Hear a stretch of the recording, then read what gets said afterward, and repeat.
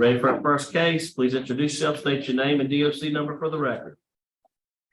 My name is Ranielle Lagarde, 426742. All right, Ranielle. Introductions. We'll have a parole hearing. We ask some questions. You can respond at the end. You can make a statement. We'll take a vote. You understand the process? Yes, sir. Do you understand the process? Sure. Yes? So, yeah. Okay, and then we have we do have some guests here. We have Katisha Brown, Anika Jones, Rayford Ray, Bernard Carter, Barbara Lagarde, Sandra Shanklin, Nolan Vick, Sylvia Vicks, Nolan Vick Sr., Lois Carter, and Tendrick Nightshed, that you'll be the attorney, and then Cynthia Foote. So the attorney can make a statement at the end. If you prefer to, after he makes a statement. Okay, thank you. Thank y'all for being here. All right, Ranielle Lagarde, DOC number 426742. Your first class offender, parole eligibility date 8/1/2021. Good time 11/22/2056. Full term 7/27/2064. 65-year sentence. Armed robbery. Does that sound correct? Yes, sir. Yes, sir. All right, would you answer Ms. Jackson's questions, please? Good morning. How are you doing, Ms. Lagarde? I'm all right, ma'am. How you doing? All right, a Yes, little nervous. Kind of. Yeah. Yes, Okay, I'm just gonna talk to you about some things, okay? Yes, ma'am. First, how old are you? I'm 49. And how much time have you actually served in this case? Well, if you count the parish time, it'd be 25 years altogether. Okay, all right. You're classified as a first felony offender. All right, so you were about 24, 25 when you committed this crime. Yes, ma'am. So tell me what you've been doing with yourself up until the time you got involved with this crime. Well, I've been rehabbing myself, trying to get myself better. I don't want to hear that yet. Everybody says that. I don't want to hear that, okay? Forget your All right. speeches. I'm just going to talk to you and I want you to talk to me and we're going to forget our speeches, okay? Now, ma'am. did you graduate from high school? Yes, ma'am. What year did you graduate? 92. And I went to college after that. Where'd you go? Southern. On scholarship. Academic scholarship. So how long did you stay at Southern? I stayed there 2 semesters. What happened? Why'd you What's stop? this? I went to the service after that. I left college. But why did you had an academic scholarship, so what made you choose to walk away from the university and go into the military? I just felt that I needed, serve my country and do the best I can for my country at that time because the war was going on. And So what branch of the military did you join? Army. Okay, and how long were you in the Army? I was in the Army for 2 years. And where were you deployed? I was at I did my basic at Fort Sill. I was in Aberdeen, Maryland for my AIT, and I went to Fort Louis, Washington. Were you ever deployed overseas?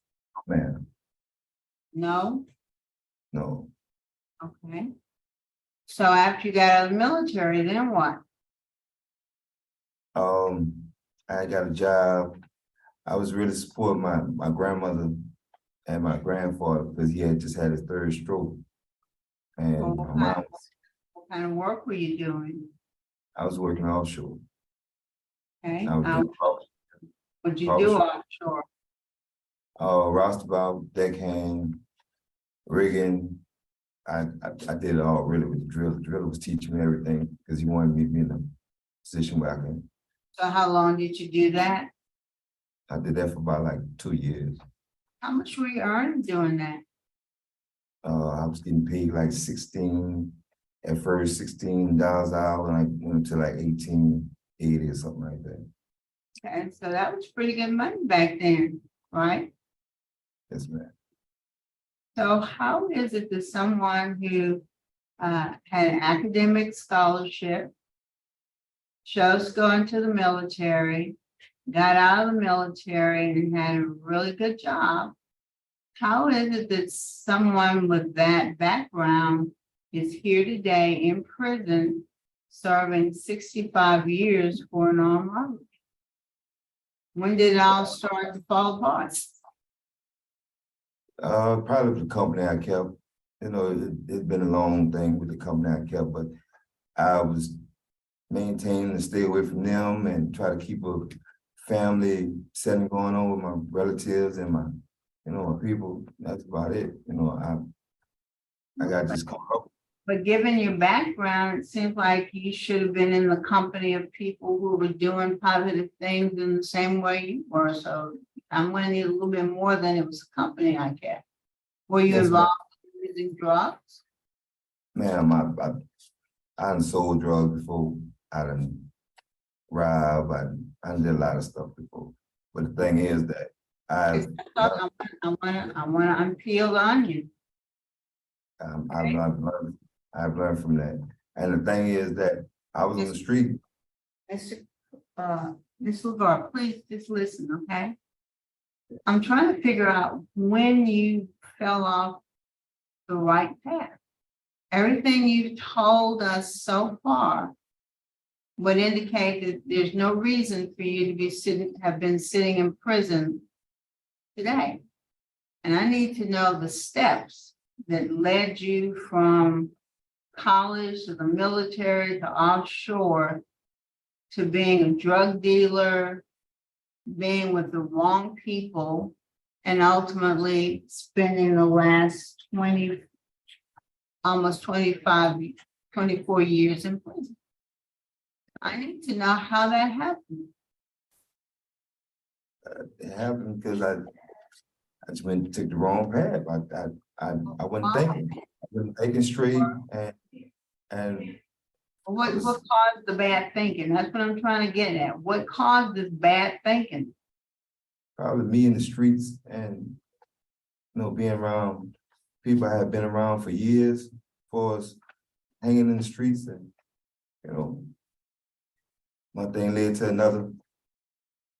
I got fought for whatever. I just took the lick. So I just basically tell the truth. I took the lick on what I shouldn't have did. I should just, I guess, told. So tell us about the robbery.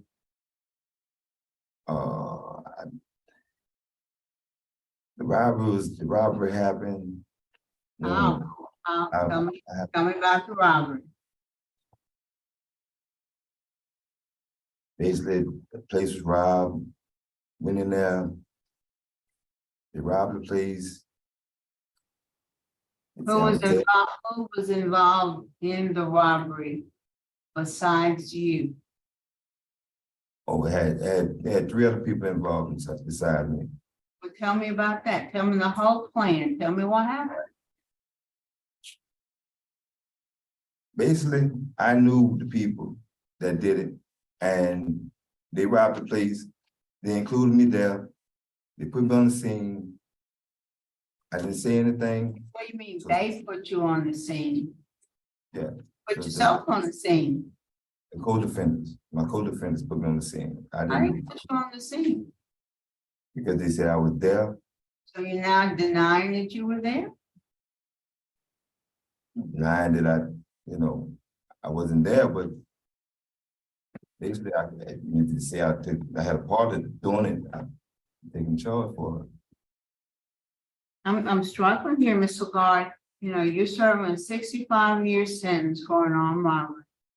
And I'm trying to get an understanding of what happened. I have the police reports, by the way. It's not like I'm asking you this because I don't know. I'm asking you this because I want to know if you're going to be honest. I am, man. Basically, I didn't, it was my doing. They included me into this robbery. I took the When charge you for saying they included you in this robbery, what does that mean? co-defendant, my co-defendants, the Tijuana Simmons, Henry Smith, Gerald Stowe didn't include me though. He's the only one that didn't say nothing, say I did anything. But the other two said I was there. They said I participated in the robbery.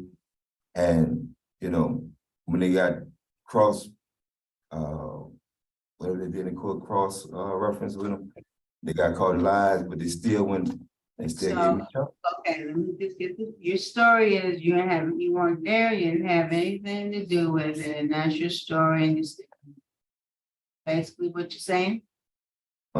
My story is that I wasn't involved in it, but at the same time, I got the charge. And I'm doing time for it, and I feel remorse for what they did. You know, I feel remorse. For Did you what's going go on. to, stop talking, did you go to trial or did you plead guilty? I went to trial.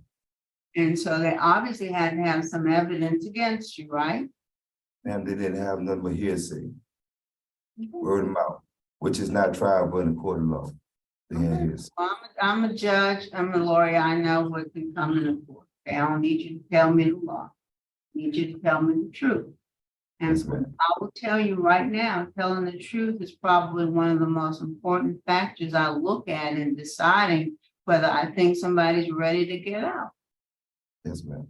If you're gonna sit there and tell me some stuff and I don't think it's true, then it's gonna cause me to question whether or not you've really learned anything. Yes, ma'am. I'm being Now, there factual. was about it. somebody who worked in the restaurant who kind of set it up from the inside, went out the back, left the back door open, so the guys involved in the robbery could come in. And the evidence shows that you were one of those people.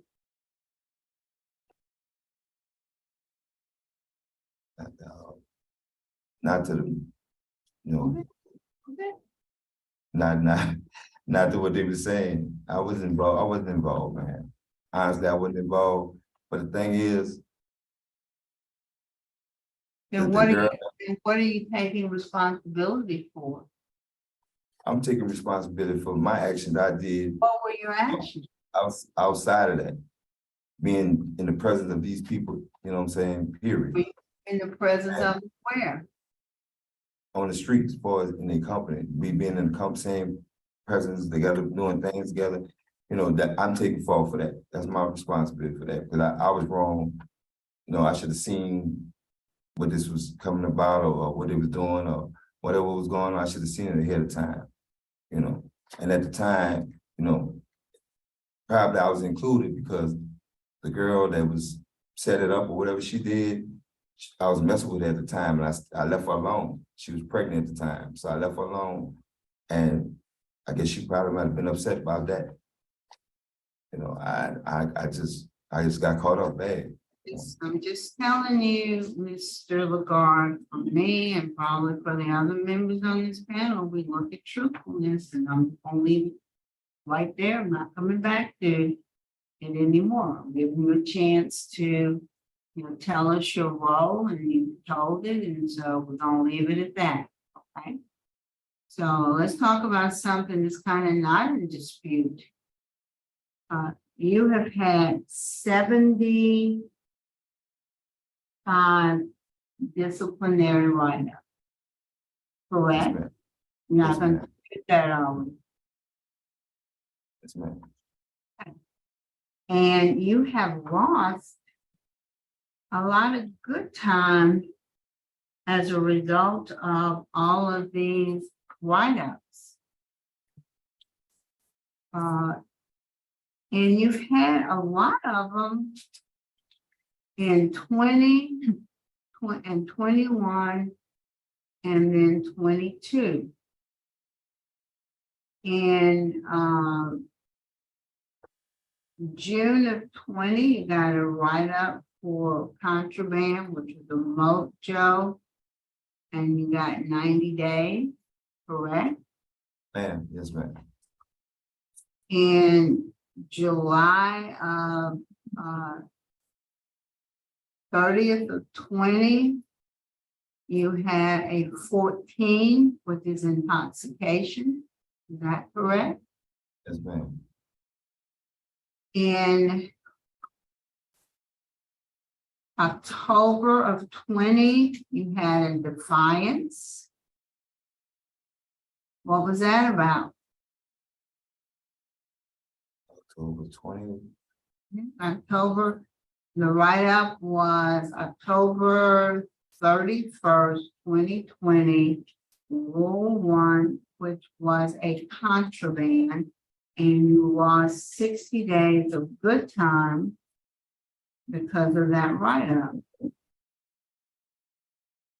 You don't remember what that was about? You lost 60 days of good time. I remember if I lost that much good time.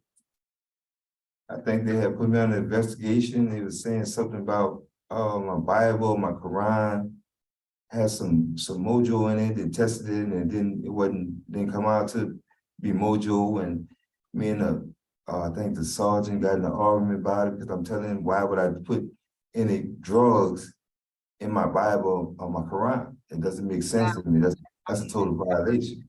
That how you got the defiance write-up because you're arguing with supervisor? It just an officer. It was an officer, man. And I was trying to explain to him that I would never do nothing like that. Then when they looked at it and it wasn't, then they still didn't, and they, Let's go on then to 21, March 13th of 21. You got a Rule 22, which was a theft.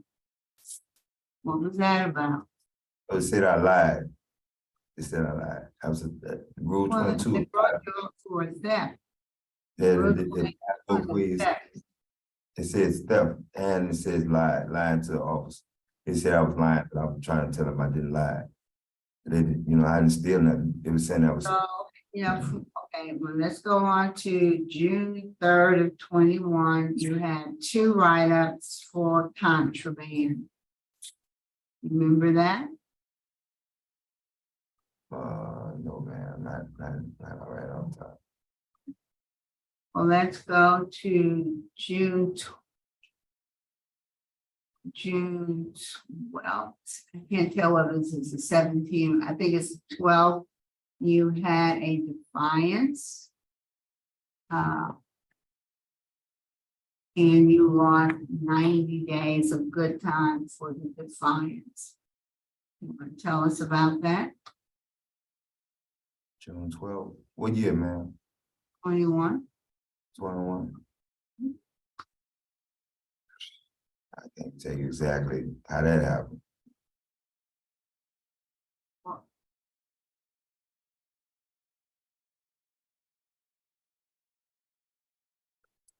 So why have you gotten so many write-ups in the course of your 24 years of incarceration? Why have you had so many write-ups? Basically, I work, I try to, prepare myself to do better, but things happen, situations happen, and it's unavoidable sometimes, and So even if you walk away, 75 is a lot of write-ups. We've had people who've been in prison, that long or longer, and maybe they have 3 or 4. 75 is a lot. 75 is a lot. man.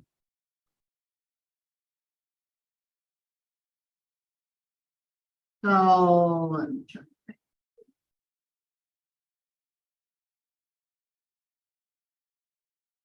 Okay, I see that in May of 2003, you got a diploma for carpentry.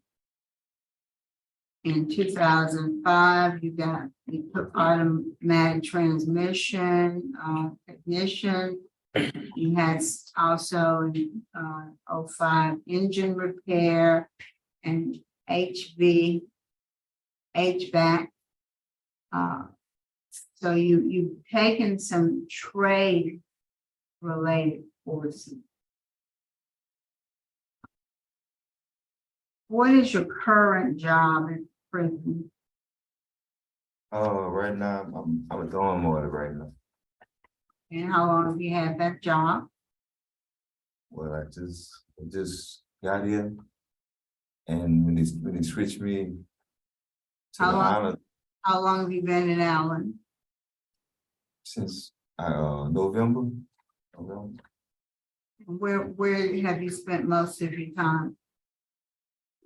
Angola and DCI.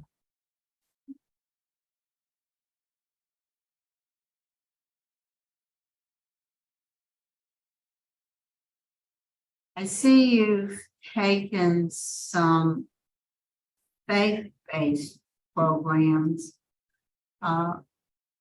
But I'm not seeing a lot of the certified programs that we normally see. Like, I do see you took Cage Your Rage, but I don't see Thinking for a Change. I don't see Celebrate Recovery or Living in Balance 1 and 2. I do see Living in Balance. Did you take both courses, both parts of it? Yes, ma'am. Okay. And how long have you been a Pride member? Ma'am, How long have you been a Pride member? Are you currently a Pride member? yeah, honor them. Got honor status since Are you- October, November, something like that. October, November.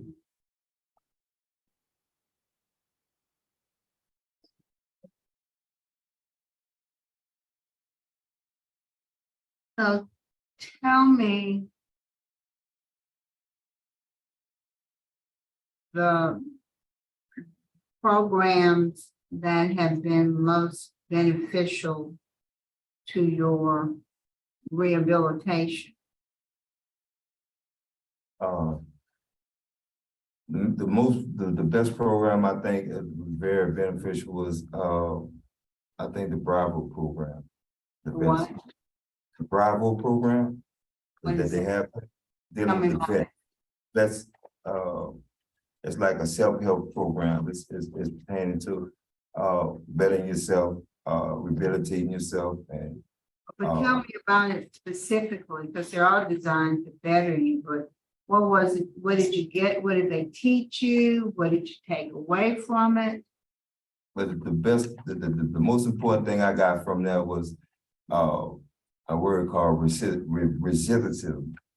Is saying that, never to repeat, any offense or to do the same, wrongdoings any kind of way. So I got a better outlook on that, for it's helping me grow and better So myself. how does one avoid recidivism? You avoid recidivism, not coming back to jail, or you doing the same things or hanging around the same people. Well, that's You- no, that's how you recidivate. I'm saying, how do you avoid coming back? How do you Oh. avoid?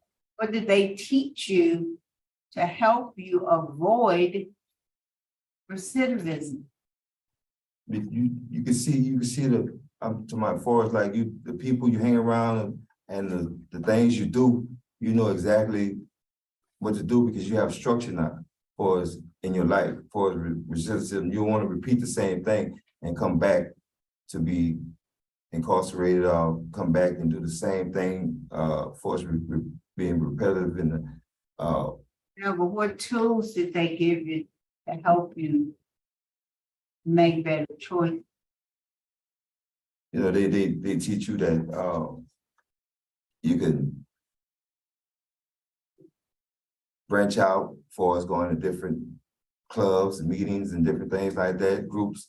You learn to expand, not just with this group, you know, the vets of the Bravo tier, whatever. You learn to go out and help others reach their goals, you know.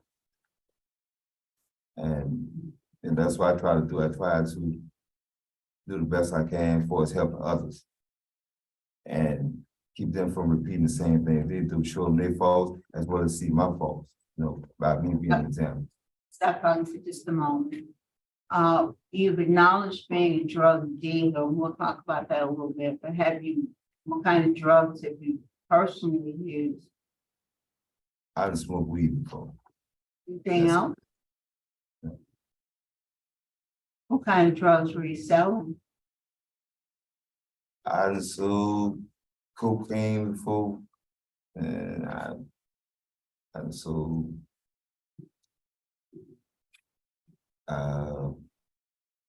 weed. You name it, whatever the market was open, right? Yeah, basically. So I see you participated in Drug Dealers Anonymous. Tell me about that. A drug is not just crack cocaine or cocaine or anything like that. Drug could be anything. A drug could be anything you're addicted to more to my force you're doing. Let me ask you this, why did you take Drug Dealers Anonymous? That's a better question. Why did you take Drug Dealers Anonymous? Because I felt I had a problem. That's why I took drug dealing. I felt I had a problem. And what was your problem? My problem was probably drugs. I was stressing out.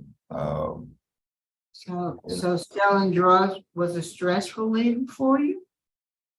No, it wasn't stress reliever for me, but My question is, why did you take, let me ask you this. What did you learn about the impact of your drug dealing on the lives of people that you were selling to? well, I learned that it could tear their home down, it could tear their lives down, it takes away from them. But it also take away from me by me selling them drugs. And I learned to, Well, let's go back to them, because you're putting everything on you. You were reaping the benefits. The people that you were selling to that was having their lives destroyed. So tell me how you think you destroyed the lives of people that you were selling drugs to. because I refused to stop selling drugs when I knew they need to get off the drugs. Affected them. Tell me how you think it affected them. It affected them because, their bills were going unpaid. Sometimes I have to go and be like, look here, give them some money for it. And the children, all type of stuff, it affected them more than it affected me. But like I say, I did what I can when I could for them. You could have stopped selling them drugs. I tried, but they got other means and methods to come around. They use their friends, they use their. It's their fault. It's their fault that you were selling them drugs. So you could have gotten out of the game altogether. Yes, ma'am. Warren, what can you tell us about Mr. Lagarde? Mr. Lagarde, he's only been at Allen for close to a year, not even quite a year yet, so I'm not very familiar with him, which sometimes that's a good thing.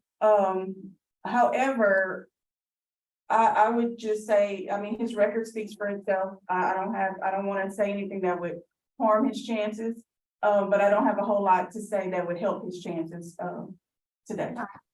I got you. I understand completely. All right, that's all I have.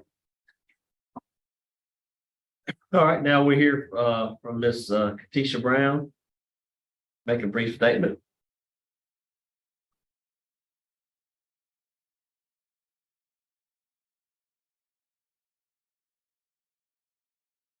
Okay.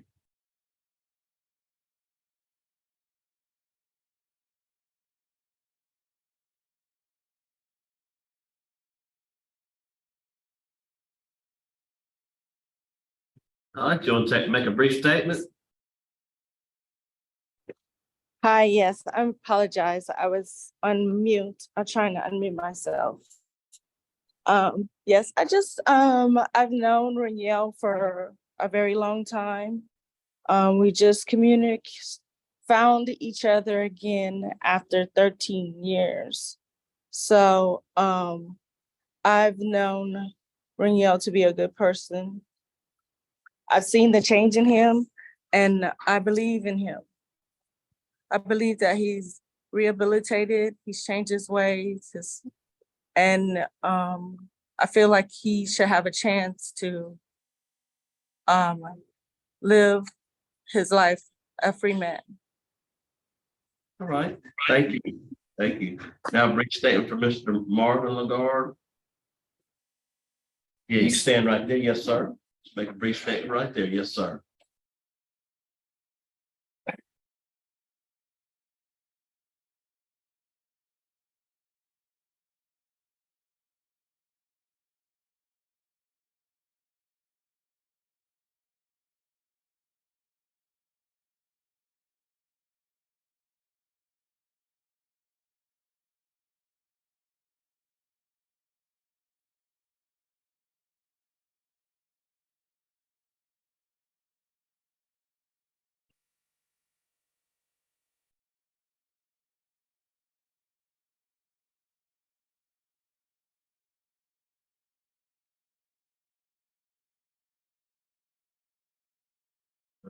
All right.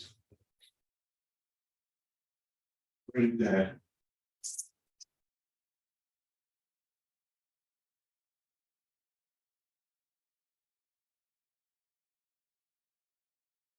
In the state. All in the states. Out of myself.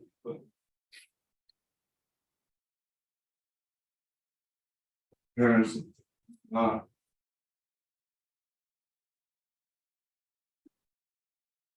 I can't, discriminate, you do things as kids. Stupid thing. Thank my parents for raising me right. But still, that really. Not that this comes down. And it's white, and it is not divorced, you know. But came down on holidays and chance I got. It was staying with the grandma. And times ago.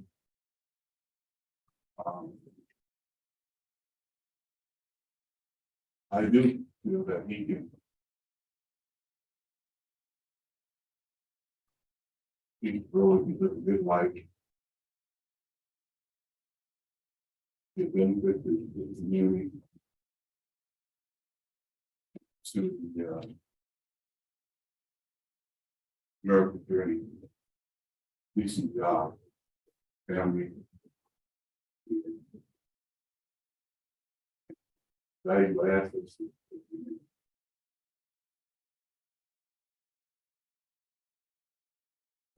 Yeah, it's nice.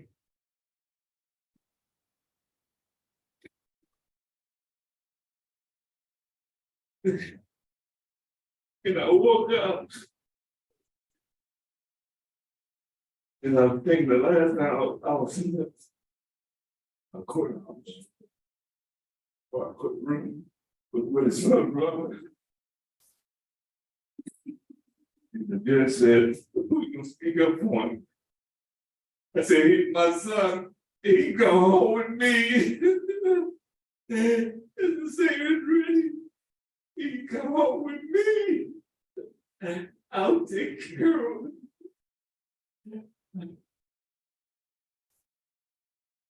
I hope that you granted parole. And don't make mistakes. Thank you. All right, thank you, sir, thank you. All right, Mr. Reno, would you like to make a statement on your behalf?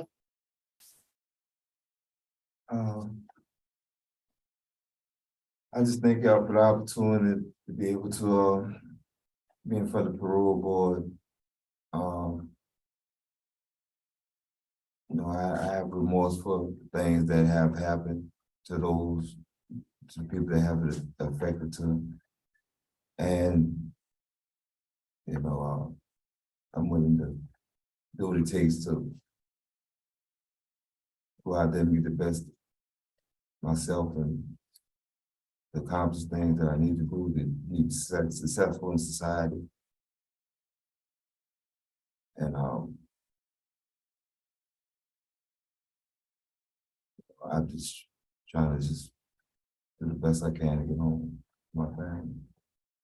All right, thank you, thank you. All right, would you like, Mr. Tedrick, would you like to wrap it up for us? I would.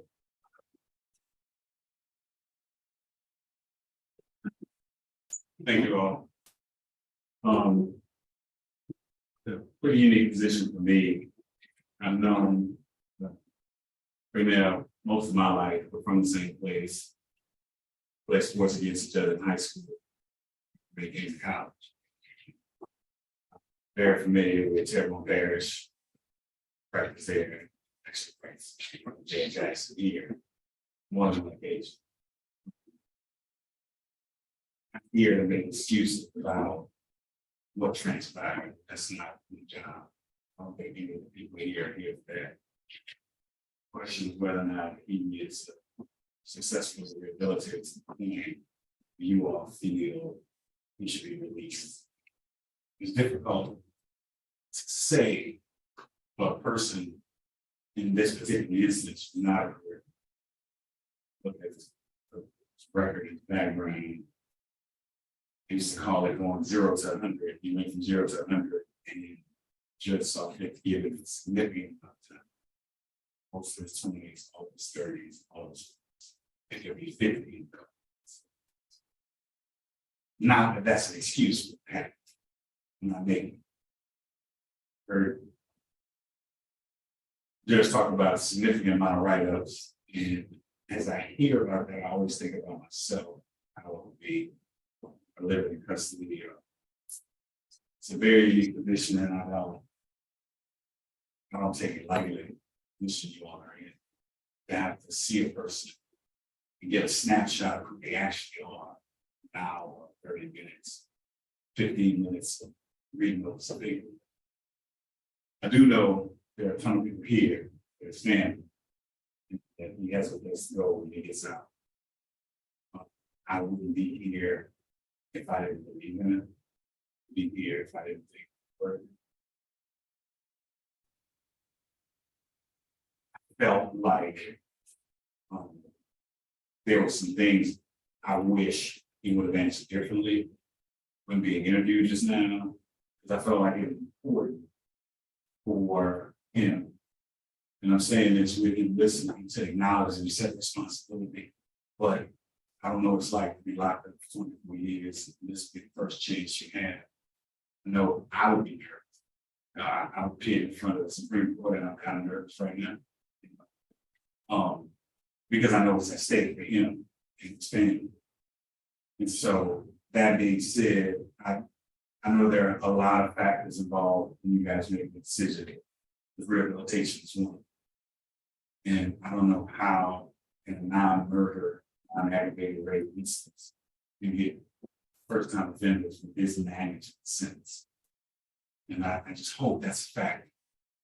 I don't know how much time any of us have left. I know he spent that half of 24 years thinking about the decisions he made. 97, 96, going to trial, being sentenced to 65 years.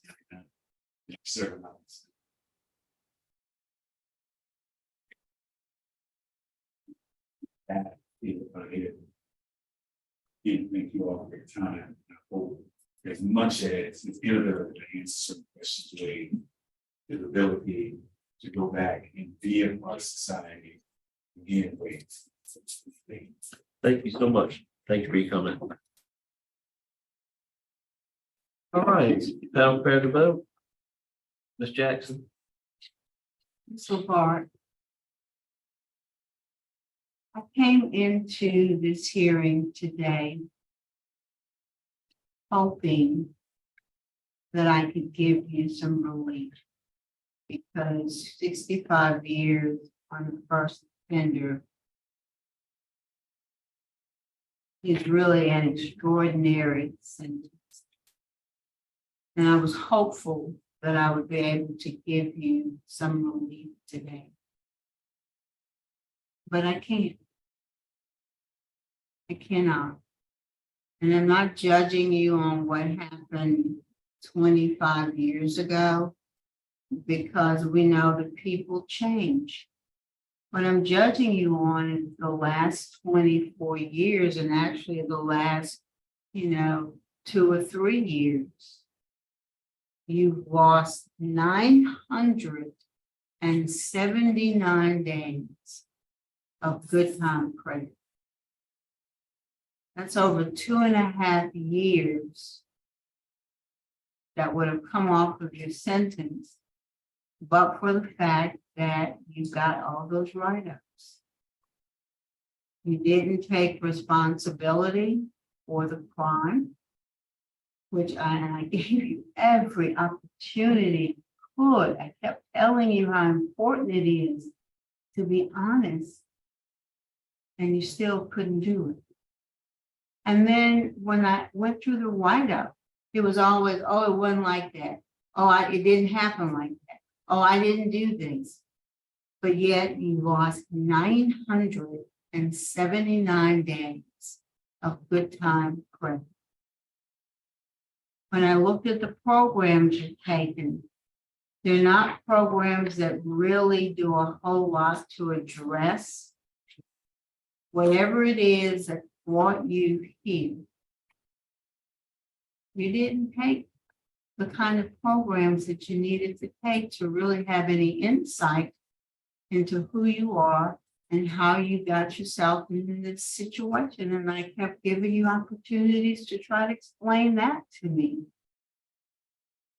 And even with the Drug Dealers Anonymous, you couldn't explain to me, how devastating it is to the people and your community to be out there selling drugs. But you were trying to help them pay their bills. You just haven't gained a lot of maturity and a lot of insight. And I came in wanting to give you relief.